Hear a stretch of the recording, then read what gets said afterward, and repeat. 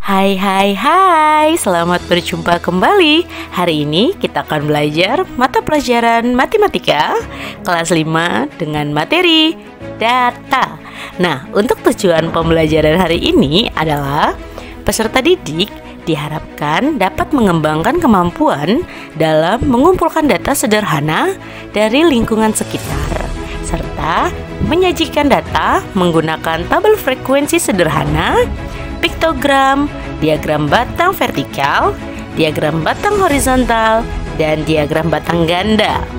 Serta peserta didik mampu membaca dan menganalisis data dari piktogram dan diagram batang. Nah, coba kita lihat dulu ya peta konsepnya. Data terbagi menjadi dua, yaitu pertama, pengumpulan data. Setelah itu, kita akan penyajian data. Dari penyajian data terdapat 3 macam. Pertama ada tabel frekuensi, kedua piktogram, ketiga diagram batang, yang dibagi lagi ada diagram batang vertikal, diagram batang horizontal, dan diagram batang ganda. Nah, yang hari ini kita akan pelajari adalah pengumpulan data juga penyajian data, yaitu tabel frekuensi. Nah, sebelum memasuki materi, apa sih yang dimaksud dengan data?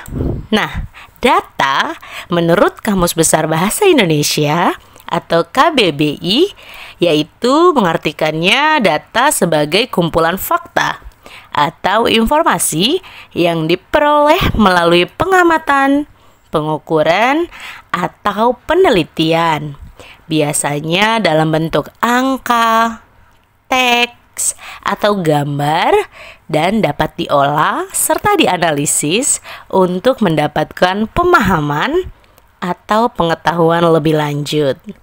Setelah kalian mengerti tentang data, fungsi data adalah data berfungsi sebagai acuan, pedoman, dan dasar untuk merencanakan, melaksanakan, dan mengevaluasi suatu kegiatan.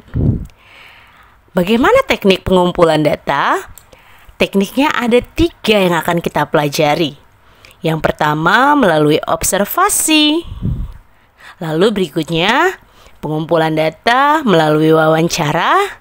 Dan yang terakhir adalah pengumpulan data melalui kuesioner. Kita akan bahas satu-satu teknik pengumpulan data tersebut. Yang pertama, teknik pengumpulan data dengan cara observasi. Nah, dengan cara observasi yang dimaksud adalah teknik pengumpulan data dengan mengamati langsung fenomena yang terjadi di lapangan. Ya, berikutnya teknik pengumpulan data dengan cara wawancara. Dengan cara wawancara yang dimaksud adalah teknik pengumpulan data dengan tanya jawab secara langsung antara si peneliti dan narasumber. Dan yang terakhir adalah teknik pengumpulan data dengan cara kuesioner yang dimaksud adalah teknik pengumpulan data dengan menggunakan formulir atau kuesioner untuk mengumpulkan data dari responden. Jadi jangan sampai lupa ya, ada 3 observasi, yaitu pengamatan secara langsung, wawancara, yaitu tanya jawab, dan yang ketiga adalah dengan mengumpulkan data menggunakan formulir atau kuesioner. Nah, anak-anak hebat, setelah kalian mengerti tentang pengertian, fungsi, dan cara pengumpulan data, maka data-data yang sudah dikumpulkan tadi dapat kita pindahkan ke tabel frekuensi. Apa yang dimaksud dengan tabel frekuensi? Nah, tabel frekuensi adalah tabel yang menyajikan data secara sistematis dalam bentuk kolom dan baris. Tabel ini mengelompokkan data berdasarkan kategori tertentu. Tabel ini merupakan alat penyajian data statistika yang berbentuk kolom dan baris. Tabel frekuensi sering digunakan dalam statistik untuk meringkas data yang digunakan dalam penelitian. Nah, setelah kalian memahami tabel frekuensi, mari kita coba bagaimana cara membuat tabel frekuensi. Yuk kita kerjakan atau kita coba secara bersama-sama. Perhatikan soal atau data berikut ini. Hasil penimbangan berat badan siswa kelas 5 diperoleh hasil sebagai berikut atau dalam kilogram, yaitu ada berat 30, 35, 40, 42, 38, 45, 40, 35, 40, 42, 45, 38, 45, 30, 35, 40, 45, 40, 38, 35, 42, 40, 45, 40, 45, 40, 38, 40, 45, dan yang terakhir adalah 40. Nah, buatlah tabel frekuensi dari data di atas. Langkah pertama, urutkan data dari yang terkecil sampai yang terbesar, yaitu di bagian baris. Ya, bagian baris adalah barisan atau kumpulan sel yang disusun secara horizontal. Jadi, kita tulis dulu nih di barisnya, yaitu nomor, berat badan atau kilogram, lalu berikutnya banyaknya siswa atau frekuensi. Kita urutkan ya, dari berat badan yang paling kecil sampai yang terbesar.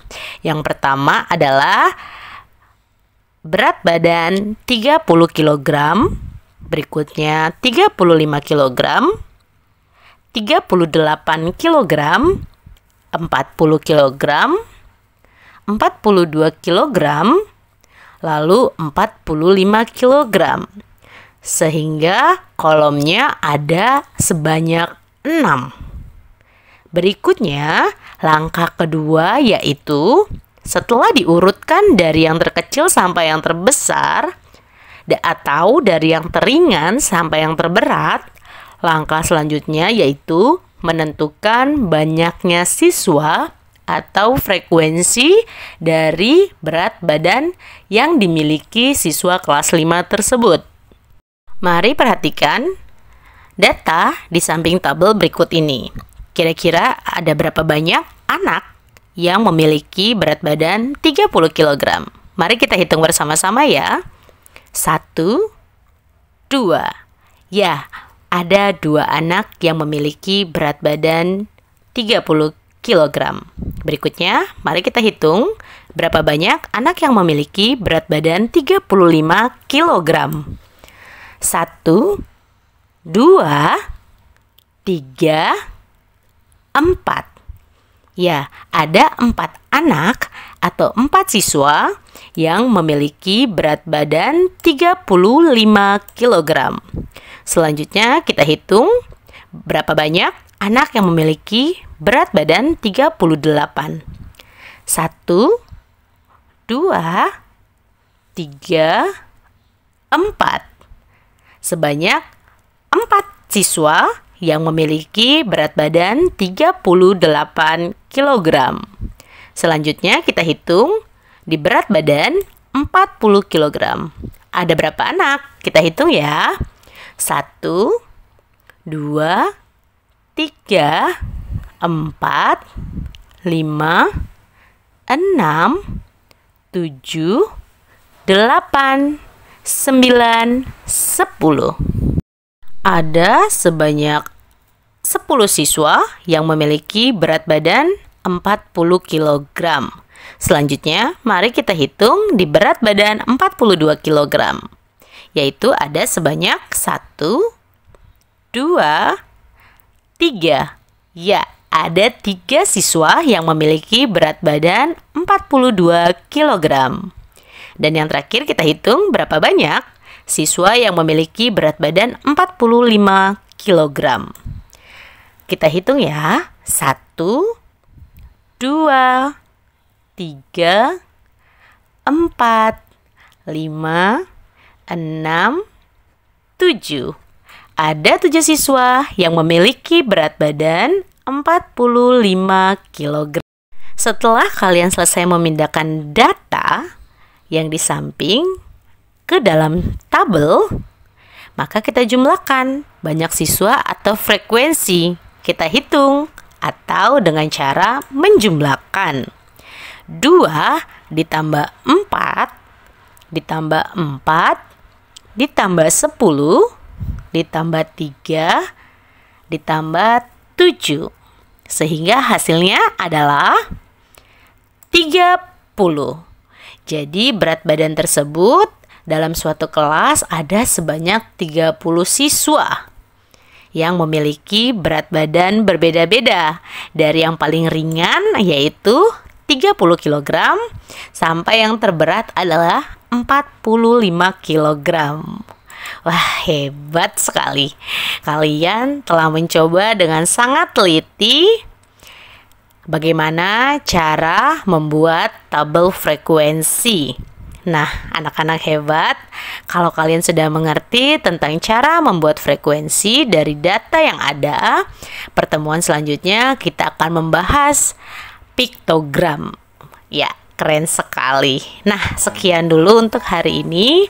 Kita sudah belajar banyak hal, dari apa itu tentang data, lalu cara pengumpulan data, sehingga kita juga sudah belajar bagaimana membuat tabel frekuensi dari sebuah data yang ada. Nah, kalian sudah belajar banyak hal hari ini. Ibu ucapkan terima kasih banyak telah menonton video pembelajaran hari ini. Semoga bermanfaat. Jangan lupa untuk like, share, dan subscribe channel pembelajaran Ibu ya. Dan Ibu mohon maaf jika ada kata-kata yang mungkin agak kurang atau salah. Kalian bisa memperbaiki kurang lebihnya di kolom komentar. Nah, nyalakan lonceng notifikasi supaya kalian tidak ketinggalan video-video terupdate. Ibu ucapkan sampai jumpa. Bye.